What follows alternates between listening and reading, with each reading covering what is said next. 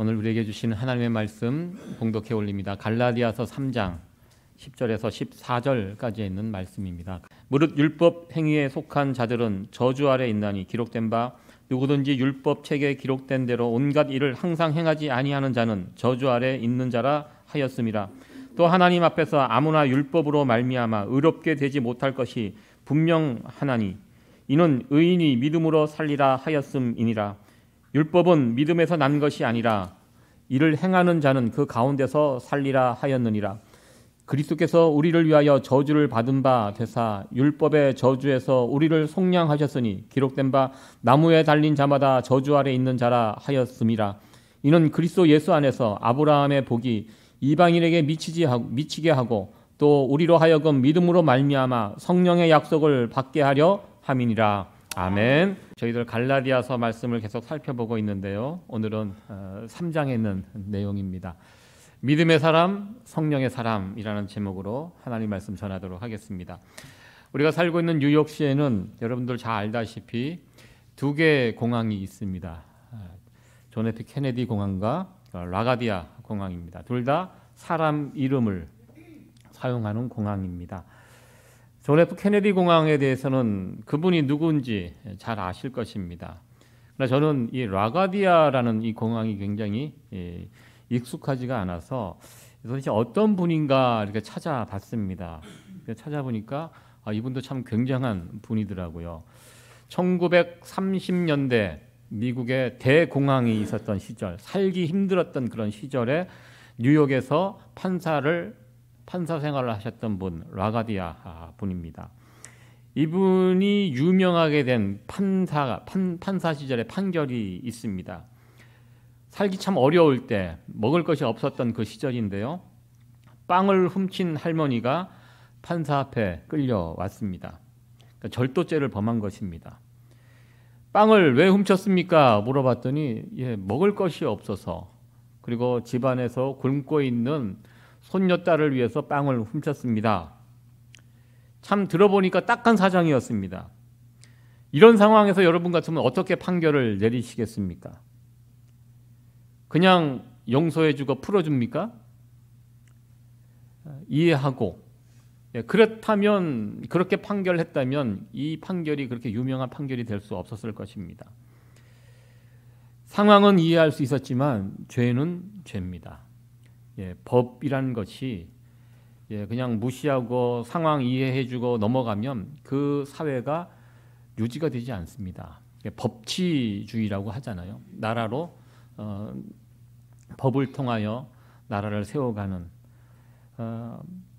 죄는 죄였기 때문에 라가디아 판사는 절도죄로 $10를 벌금형으로 언도합니다. 요즘같이 요즘이 아니라 1930년대 $10입니다. 큰 돈입니다. 만약에 이 $10 벌금 낼 돈이 없다면 10일 동안 유치장으로 대신할 수 있도록 그렇게 판결을 내립니다. 당연히 할머니는 벌금 낼 돈이 없습니다. 벌금 낼 돈이 있다면 그 돈으로 빵을 샀겠죠.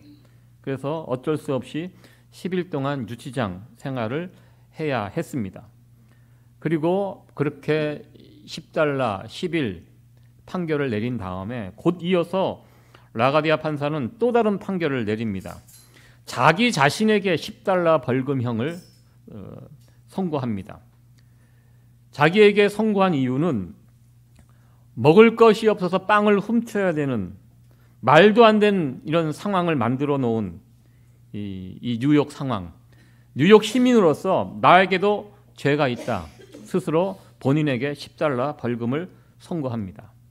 그리고 또 이 선고 이후에 세 번째 또 선고 판결을 내리는데요.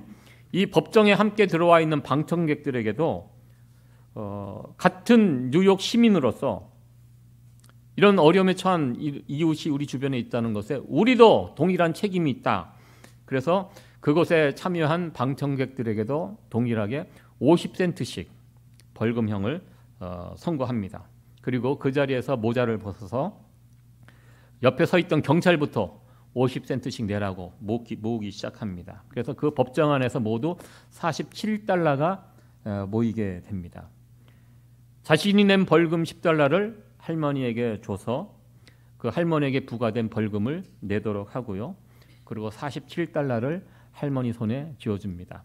집에 가서 굶주리고 있는 손녀딸을 위해서 음식을 사라고 47달러를 넘겨줍니다. 참 멋진 판결이 아니겠습니까? 이 판결로 라가디아 판사는 유명세를 타기 시작했고 결국 뉴욕 시장까지 진출하게 됩니다. 3선을 하셨더라고요, 이분이. 그리고 이분이 뉴욕 시장이 되면서 그 당시 뉴욕이 범죄로 아주 악명 높은 도시, 살인율이 제일 높은 도시였는데요. 이분이 시장이 되자마자 이분도 이탈리아계 사람이거든요. 마피아와 전쟁을 선포하면서 자기가 해머를 들고 마피아들이 운영하고 있는 카지노, 슬롯머신 이런 기계를 때려 부수는 일부터 시작을 했습니다. 그때 많은 사람들이 반대가 있었지만 특별히 경찰들에게 이 일에 협조하지 않으면 마피아와 같은 편으로 알겠다 하면서 대대적인 소탕 작전을 하면서 뉴욕이 범죄와 전쟁을 통해서 나름대로 성과를 내서 그나마 뉴욕이 범죄의 소굴이라는 악명에서 벗어나고 그 인기에 힘입어서 3선을 뉴욕에서 했습니다. 더 나아가 민주당이나 공화당에서 이 인기 있는 정치인을 대통령 후보로 세우려고 했지만 이분은 거절을 했다고 합니다. 그러면서 뉴욕에서 시장으로서의 커리어를 마감하면서 정치인이 제일 중요한 덕목이 무엇인가? 정치라는 것은 일반 국민들이 평안한 일상을 살 수 있도록 해주는 것이 정치다라는 유명한 말을 남겼다고 합니다. 그래서 뉴욕 시민들은 이 라가디아 시장의 업적을 기리면서 이 공항의 이름을 라가디아 공항이라고 이렇게 이름을 바꿔서 지금까지 사용하고 있다고 합니다. 참 이분의 그 판결의 이 내용을 보면 참 법이라는 것이 아주 냉혹한 것이 법입니다. 법정에 가면 정상적인 사람도 떨리는 것이 그 법정 판결입니다. 한국의 어느 판사는 800원 횡령했다고 해서 실형을 때립니다. 그래서 그분이 버스 운전기사였는데요. 버스 기사를 더 이상 하지 못하도록 800원 횡령죄 그것 때문에 그 버스 기사직을 못하고 생업이 끊기는 숨통이 끊어지는 그런 일들을 겪었습니다. 그 뉴스에 봤는데요. 판사는 당당하게 얘기합니다. 자기가 잘못한 것이 없다. 자기는 법에 나온 대로 판결했을 뿐이다. 이렇게 이야기하면서 많은 사람들에게 공분을 사고 어떻게 그런 판결을 할 수가 있느냐. 판사는 판사 나름대로 이유가 있습니다.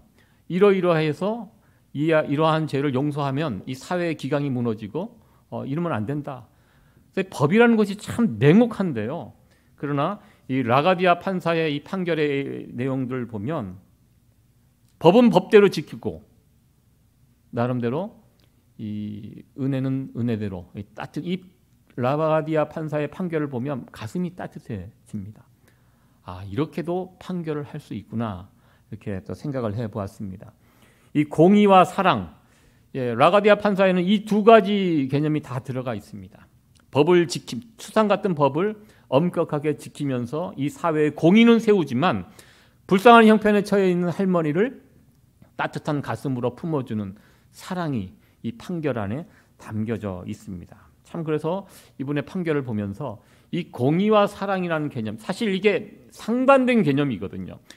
공의가 가면 사랑이 죽을 수밖에 없고요. 사랑을 세우면 공의가 죽을 수밖에 없는, 그렇지 않습니까? 이 두 가지는 상반된 개념인데 이 두 가지를 같이 세웠다는 것이 참 놀라운 판결이 아닌가 이렇게 생각을 해보았습니다. 여러분들, 공의와 사랑 이 두 가지를 완벽하게 지켜낸 위대한 것이 또 하나 있습니다. 무엇인지 혹시 여러분 아십니까? 십자가입니다. 예수님의 십자가가 바로 이 공의와 사랑을 완벽하게 십자가 위에서 조화를 이루는 사건이 십자가 사건입니다. 모든 사람이 죄 때문에 죽을 수밖에 없는, 십자가에서 죽어야 될 사람들은 우리입니다. 그러나 하나님께서 예수님을 십자가에 달려 죽이심으로써 우리 대신 죽이시면서 공의를, 의를 세우셨고요. 그리고 죽어야 될 우리 대신 예수님을 죽이심으로써 우리에 대한 사랑을 확증해 주셨습니다. 그러니까 공의와 사랑이 만나는 것이 바로 십자가입니다. 그래서 사도 바울은요, 이 십자가의 복음을 가는 곳마다 정했습니다. 이 갈라디아서가 예수님 탄생 후 50년 정도에 쓰여진 복음서입니다. 제일 처음 기록한 복음서입니다. 사도 바울이 제일 처음 쓴 복음서이기 때문에 이 복음서 안에, 이 갈라디아서 안에 보면 복음이 무엇인지, 원복음이라고 합니다. 제일 처음 외쳤던 복음이 무엇인지 갈라디아서 안에 나옵니다. 사도 바울이 제일 중요하게 생각했던 복음의 엑기스가 무엇이냐? 십자가의 복음입니다. 이 갈라디아서는 그것을 이야기합니다. 십자가의 복음 외에 다른 복음이 섞여 들어가는 것, 사도 바울은 이것을 극도로 꺼렸습니다. 사도 바울이 전한 이 복음, 십자가의 복음, 그 당시 다른 복음이 있었습니다. 다른 복음이 교회 안에 막 들어오고 있었는데요. 그 복음 중에 대표가 바로 율법주의 복음입니다. 십자가의 복음 가지고는 부족하고 율법을 잘 지킴으로써, 율법이 요구하는 그런 행위들을 잘 지킴으로써 결국 우리의 구원이 완성된다는 이 율법주의 복음, 사도 바울은 이 율법주의 복음을 거절했습니다. 십자가의 복음과 함께 할 수 없는 복음, 율법주의 복음이라고 이 갈라디아서 편지를 보내면서 성도들에게 강력하게 권면하였습니다. 오늘 특별히 갈라디아서 3장의 내용을 다루게 되는데요. 갈라디아서 3장의 주제는 누가 의인인가입니다. 우리가 어떻게 의인이 될 수 있는가, 이 문제를 다루고 있습니다. 율법주의자들은 율법을 잘 지킴으로, 왜? 율법이 하나님이 우리에게 주신 것이기 때문에 율법의 조항들을 잘 지키면 우리가 의인이 될 수 있고 천국 백성이 될 수 있다, 이렇게 주장합니다. 그러나 사도 바울은 우리가 의인이 되는 거 오직 믿음으로, 예수님께서 우리를 위하여 하신 그 십자가의 복음, 그것을 바라보면서 그것을 나의 복음으로 믿어질 때 그 사람은 의인이 된다. 그러면서 하나의 예를 든 것이 아브라함 이야기입니다. 이 아브라함은요, 율법주의자들도 아주 중요하게 생각하는 사람입니다.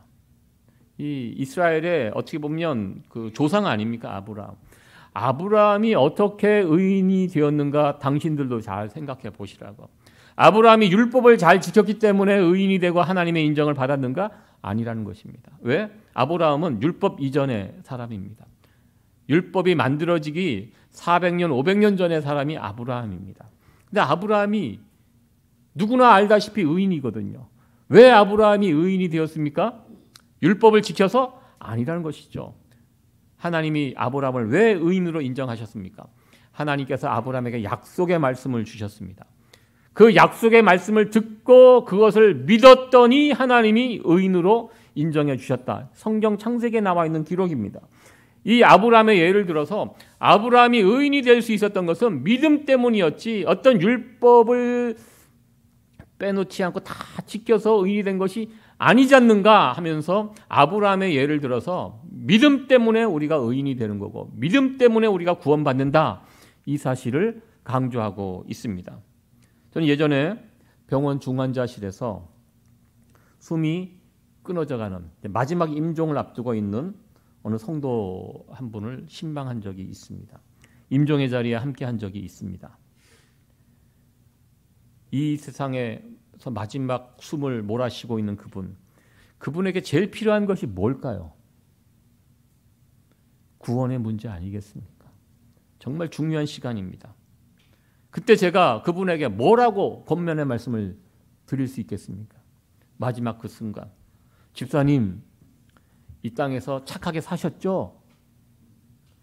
착한 일 많이 하셨죠? 불쌍한 사람들 많이 도와주시면서 사셨죠? 그런 거 한번 생각해 보세요, 집사님. 우리 집사님 착하게 사셨기 때문에, 제가 봐도 착하게 사셨는데 착하게 사셨기 때문에 천국 갈 수 있어요. 제가 이렇게 말씀드렸을까요? 그분에게? 아니죠. 정말 중요한 순간 아닙니까? 저도 그 순간이 되니까 정신이 바짝 차려지더라고요. 왜? 이거보다 더 중요한 순간이 없기 때문입니다. 그 순간 떠오르는 것이 무엇입니까? 예수님밖에 생각이 나지 않습니다. 지금 임종을 앞에 둔 이분, 제일 중요한 분이 누굽니까? 가족들입니까? 물론 가족 중요하죠. 그러나 지금 이 순간 가장 중요한 분은 예수님입니다. 하나님께서 예수님을 통해서 우리에게 약속해 주셨습니다. 누구든지 예수님 믿으면, 붙들면 멸망하지 않고 구원을 얻으리라. 우리 하나님께서 약속해 주셨습니다. 집사님, 예수님 바라보세요. 그 예수님 붙드세요. 예수님이 우리 집사님을 천국으로 인도해 가실 것입니다. 마지막 그 순간까지 예수님 부르세요. 예수님께 맡기세요. 이렇게 마지막 순간 그 집사님 손 붙잡고 예수님의 이름을 부르면서 기도했던 그 기억이 있습니다. 우리 평소에는 모릅니다. 믿음이 얼마나 중요한지 모릅니다. 그러나 저도요, 그 마지막 순간이 딱 되니까요, 생각나는 것이 이분이 얼마나 착하게 살았을까, 이거 생각 전혀 나지 않습니다. 왜? 그걸로 구원받는 거 아니기 때문에. 믿음, 예수님을 향한 나의 믿음, 그 믿음이 있는가, 그것이 제일 중요합니다. 그래서 그 마지막 순간 그 집사님을 붙잡고 예수님의 이름을 부르며 기도했던 그 소중한 기억이 있습니다. 예, 우리의 구원 무엇으로 이루어집니까? 믿음입니다. 예. 막상 그 현실에서 그 문제를 부딪히니까요, 믿음이 얼마나 중요한지를 깨닫게 되었습니다. 그렇다면 왜 갈라디아 교회 안에서는 우리가 구원 얻음에 있어서 왜 믿음만 가지고 안 된다, 율법을 잘 지키는 것도 첨가해야 한다, 이렇게 주장을 할까? 한번 그 부분을 생각해 보았습니다. 갈라디아 교회 안에는요, 사도 바울이 전한 그 복음, 십자가의 복음을 듣고 오직 믿음으로 구원받는다는 이 복음으로 교회가 세워졌을 것입니다. 첫 출발은 그러야 합니다. 근데 그 교회는 이방인 교회입니다. 이방인들이 있습니다. 이방인들도 있고 유대인 그리스도인들도 같이 신앙생활을 합니다.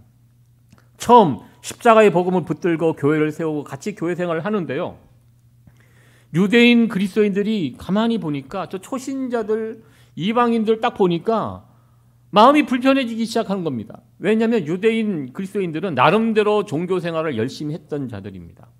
율법을 지키고 할례를 받고 어떻게 선한 일들을 하고 늘 그 부분을 신경 쓰면서 하나님의 율법 준수를 소중히 여기면서 생활을 하고, 그리고 그리스도, 사도 바울이 전해졌던 십자가 복음을 듣고 그리스도인이 됐습니다.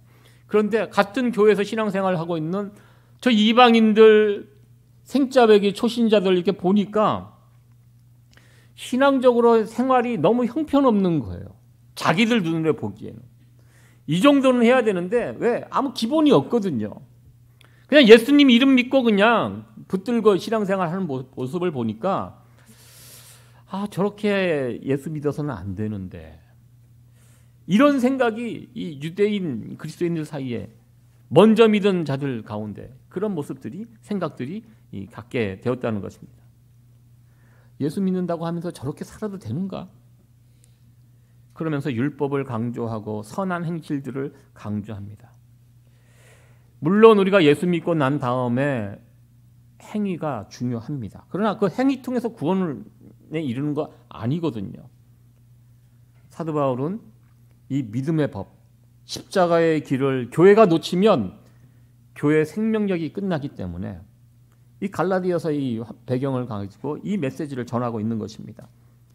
믿음이냐 행위냐, 이건 기독교 역사 2000년 동안의 숙제입니다. 무엇이 중요하냐? 당연히 믿음이 중요하죠. 그런데 믿음을 너무 강조하다 보니까 행위가 자꾸 이게 약해지는 것입니다. 예수는 믿는데 엉터리로 살아가는 사람들이 막 주변에 있는 것입니다. 그러니까 이론적으로는 그게 가능합니다. 여러분들, 아주 착하게 사는데 믿음이 없는 사람과 믿음은 아주 있는데 엉터리로 사는 사람, 둘 중에 누가 구원받는지 아십니까? 이론적으로 믿음이 있는 사람이 구원을 받습니다. 그러니까 이론적으로 가능합니다. 믿음이 진짜 있다면 행위도 따라오겠죠. 그런데 예수 믿는다고 하면서 엉터리로 살아가는 사람들이 워낙 많기 때문에 그 시대에도 그랬던 것 같습니다. 그래서 자꾸 행위를 이야기합니다. 물론 우리가 행위 때문에 구원받는 건 아니지만요. 행위를 위하여 구원을 받는다라는 유명한 말도 있습니다. 이게 균형이 잡혀 있어야 돼요. 믿음과 행위가 균형이 있어야 되는데 균형이 잡힐 때 우리가 붙드는 이 믿음, 십자가의 복음이 이 시대에도 여전히 힘을 가지고 세상 사람들에게도 전해줄 수가 있습니다. 제가 행위를 무시하자는 이야기가 아닙니다. 그러나 구원 문제에 관해서는 행위가 아니라 믿음이라는 이 사실을 사도 바울은 강조하고 있습니다. 그 당시 그 초신자들 이방인들이 이 행위 문제에 대해서 너무 좀 이렇게 좀 약했기 때문에 이런 율법주의자들이 등장한 것이 아닌가 이렇게 또 생각을 해봅니다. 그리고 두 번째로 율법주의자들, 율법 그리스도인들이 왜 이렇게 갈라디아 교회에 득세하게 되었는가? 또 다른 이유는요. 은혜가 식어졌기 때문입니다. 은혜가 메마른 곳에는요. 그 부족한 부분을 무엇이 대체하는가? 법이 대체합니다. 은혜가 떨어지면 그 틈을 반드시 법이라는 것이 들어와서 대체합니다. 이 교회 일반적인 교회 모습도 보면 그래요. 교회에서 늘 하는 말이 무엇입니까? 은혜로 합시다. 은혜롭게 하지요. 참 이게 무조건 좋은 말은 아니지만 이 은혜가 메말라지는 교회 모습 중에 하나가 어느 순간부터 법을 내세운다는 것입니다. 법대로 합시다. 법이 넘쳐나는 곳에는 은혜가 메마르게 됩니다. 제가 한국에서 목사가 된 이후에 처음 노회에 이렇게 참석을 했었는데요. 그때 30대 초반 신빙 목사로서 노회 회원이 돼서 처음으로 참석을 했을 때 그 이미지가 제가 여지까지 안 좋은 이미지를 가지고 있습니다. 그 노회에 참석했더니 늘 하는 이야기가 법 이야기예요. 법이요. 이것이 법이다. 법을 막 앞세워서 외치는 그 목사님 본 적이 있습니다. 그러니까 법을 막 모르니까요. 저는 뭐 법전을 어떻게 알겠습니까? 이분은 법전을 달달 외우시는 분이에요. 앉아서 성경 보는 대신 그걸 보고 계시는 것 같아요. 24시간 법을 묵상하는 사람을 누가 이길 수 있겠습니까?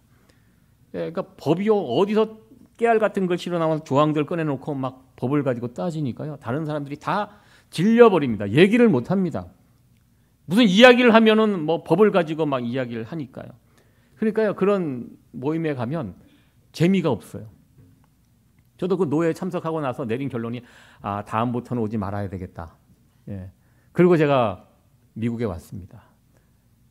이 재미가 없어요. 법 가지고 이야기하는 곳에 가면. 법이 충만한 곳에는요. 사람들이 모이지 않습니다. 법 중요합니다. 그러나 교회가 우선돼야 할 것이 무엇입니까? 법보다는 은혜가 아니겠습니까? 그러니까 은혜가 떨어지면 식어지면 법이 나타날 수밖에 없습니다. 아마 갈라디아 교회도 처음 사도 바울이 복음을 전해줬을 때는 뜨거움이 있었을 것입니다. 은혜가 넘치고 그랬을 것입니다. 그러니까 사도 바울이 돌아가고 그들끼리 모여서 신앙생활을 하면서 이 뜨거운 신앙이 점점 식어지고 메말라지고 그러면서 그 자리에 율법주의자들이 등장하면서 교회에서 율법을 외치고 이런 것이 아닌가 생각을 해봅니다. 그렇다면 결론적으로요. 우리가 어떻게 하면 우리가 까딱 잘못하면 율법주의자 그리스도인이 될 수 있습니다. 어떻게 하면 율법주의자 그리스도인이 되지 않고 믿음의 길, 이 길을 끝까지 걸어갈 수 있을까? 오늘 사도 바울은 그에 대한 해답을 우리에게 소개해주고 있는데요. 그에 대한 해답은 성령님입니다. 우리가 믿음의 길을 끝까지 걸어갈 수 있도록 우리를 도와주시는 분이 계시는데요. 성령님입니다.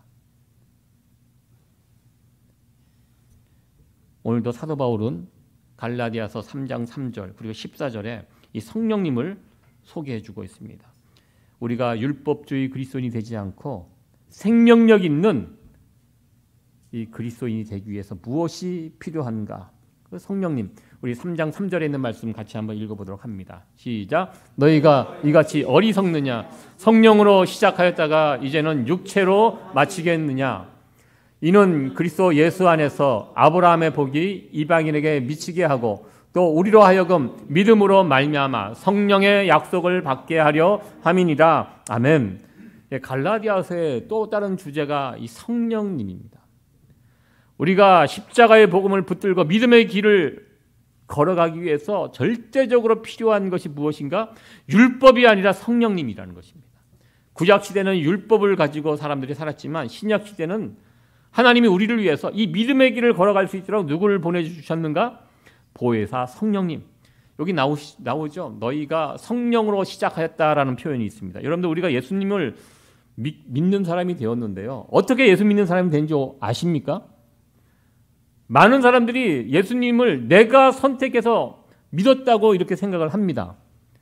그러나 시간이 지나간 다음에 돌아보면 그게 아니라는 것을 알게 됩니다. 내가 예수님을 믿게 된 거 여기에 어떤 역사가 있었습니까? 성령의 역사가 있었습니다. 여기 보면 성령으로 시작. 모든 예수 믿는 사람들은 처음 시작은 성령으로 시작합니다. 성령의 역사가 아니고는 예수님을 주라고 시인할 사람이 없어요. 성경이 기록된 대로.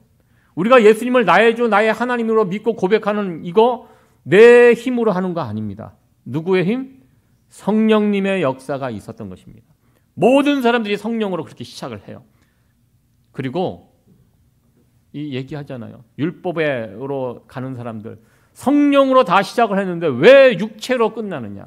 성령으로 시작했으면 뭘로 끝나야 되죠? 성령으로 끝나야 됩니다. 이게 성도의 삶입니다. 성도의 삶은요, 성령으로 시작을 하고요, 성령으로 함께 갑니다.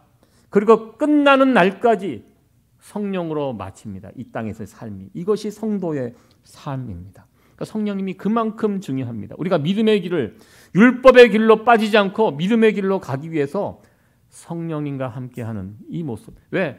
성령님을 우리가 주신 이유가 무엇입니까? 우리가 믿음의 길을 걸어갈 수 있도록, 십자가의 복음을 붙들고 믿음의 길을 끝까지 걸어갈 수 있도록 우리에게 보내주신 분이 성령 하나님. 이 말씀을 지금 사도 바울은 이야기합니다. 이 갈라디아서 읽다 보면요, 나중에 보면 성령의 열매에 관한 이 부분도 설명하고 있습니다. 믿음의 길 가운데 우리가 걸어가는 이 믿음의 길 가운데 이 성령님과 얼마나 밀접하게 연결이 되었는지. 이 성령에서 떨어지면 율법으로 갈 수밖에 없어요. 율법의 길로 갈 수밖에 없습니다. 율법의 길로 빠지지 않도록 우리가 해야 될 것이 무엇입니까? 날마다 우리와 함께 하시는 성령님. 성령님은 다른 말로 말하면 예수님이에요. 예수님의 영입니다. 매 순간 예수님께 묻고 예수님의 뜻대로 어떻게 하는 것이 예수님이 기뻐하시는 일인가. 항상 내 안에 계신 예수님께 묻고 예수님과 동행하면서 살아가는, 이게 성령의 길이고 이게 믿음의 길입니다. 이 길에서 벗어나면요, 다 율법의 길로, 육체의 길로 빠져갈 수밖에 없습니다. 그래서 사도 바울은 이 성령을 무지무지 강조합니다. 모든 신앙인들이 공감하는 부분이 있습니다. 우리가 처음에 신앙생활을 할 때 참 뜨거움도 있고 간절함도 있고 막 그런 것이 있었는데요, 시간이 지날수록 자꾸 이 부분이 약해집니다. 그래서 교회에서 보면요, 전도 제일 잘하시는 분들 보면요, 오래 믿은 신자가 아니라 이제 초신자들이 오히려 전도를 잘합니다. 왜? 재밌거든요. 뜨거움이 있습니다. 막 은혜가 넘칩니다. 모든 것이 조금만 이래도 막 감격하고요, 눈물이 글썽글썽하고 막 감동하고 감격해서 물어보면 왜 그러냐니까 들어보면 별거 아니에요. 근데 작은 일에도 반응하고 감격하고, 초신자들에겐 그런 게 있습니다. 사람을 만나도 다 좋은 모습만 보이고 다 모든 세상이 다 아름답게 보이고, 처음 은혜 받을 때 그렇습니다. 그러나 시간이 지나면 그 은혜가 떨어지고, 그러면서 자꾸 사람들의 장점이 보이는 것이 아니라 못난 모습들이 눈에 들어오고 불평이 생기고, 웬만한 은혜를 받아도 별로 감동이 없고, 점점 이렇게 보면 메마르고 자꾸 나도 율법주의자의 모습으로 자꾸 변해가는 우리의 못난 모습들을 보게 됩니다. 제가 아는 어느 목사님, 그 목사님 별명이 바른 생활 사나이거든요. 예의 범절을 정말 중요하게 생각합니다. 근데 이분 만나보면 늘 마음이 불편함이 있어요. 사람들이 다 비기 싫어요. 저 사람은 저래서 안 되고 저 사람은 이래서 안 되고. 늘 만나면 불평이 막 있어요. 나중에 이제 친해져서 같이 이게 교제를 하다 보니까요. 나름대로 엄격한 룰이 있더라고, 자기. 제가 늘 그 룰을 좀 기준을 낮춰라. 당신 너무 높다. 사람에 대한 기준이. 조금 낮춰라. 자꾸 제가 이렇게 부탁을 합니다. 그러면 살기가 편해집니다. 사람에 대한 기준, 사람이 그렇죠. 여러분들 다 사람들 교제해 보셔서 아시죠? 사람들이 다 완벽한 사람이 어디 있습니까? 다 이런저런 흠이 있고. 같이 한번 따라 해볼까요? 저 정도면 괜찮다. 이 기준을 가지고 사십시오. 안 그러면 피곤합니다. 너무 수준 높여 놓으면, 그러니까 율법주의로 이렇게 살아가는 거 거기에 만족함이 없습니다. 그러니까 제가 그 목사님 율법주의 목사님이라고 그렇게 이야기하는 것이 아니고 보니까 성격이 그렇더라고요.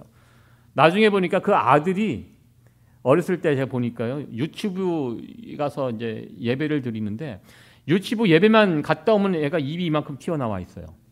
왜냐고, 왜 이렇게 오늘 예배가 어땠냐고 하니까 불만투성이에요, 애가. 왜냐하면 주변에 있는 애들이 예배 드리는데 전도사님 말씀에 집중을 안 한대요.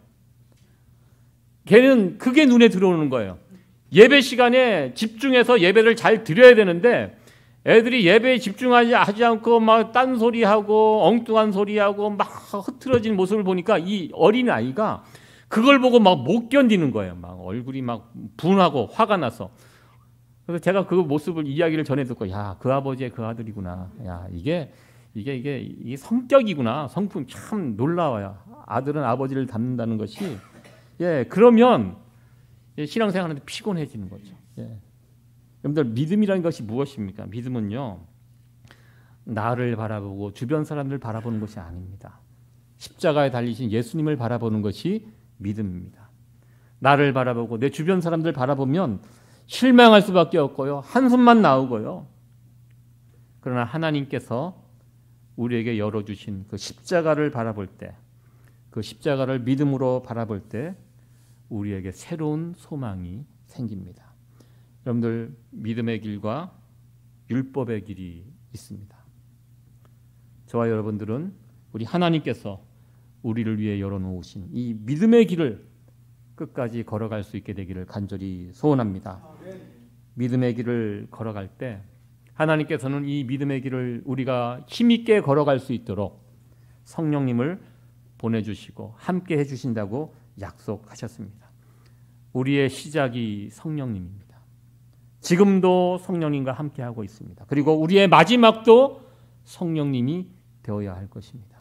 우리의 끝이 엉뚱한 율법이나 육체로 끝나는 이런 어리석은 인생 되지 않기를 소원합니다. 지금도 함께 하시는 성령님, 우리가 믿음의 길을 끝까지 신나게 달려갈 수 있도록 보혜사 성령님이 지금 우리와 함께하고 계십니다. 우리의 끝이 성령님과 함께할 수 있는 이 귀한 믿음의 길, 이 승리의 길을 걸어갈 수 있는 저와 여러분들 되어지기를 간절히 축원합니다.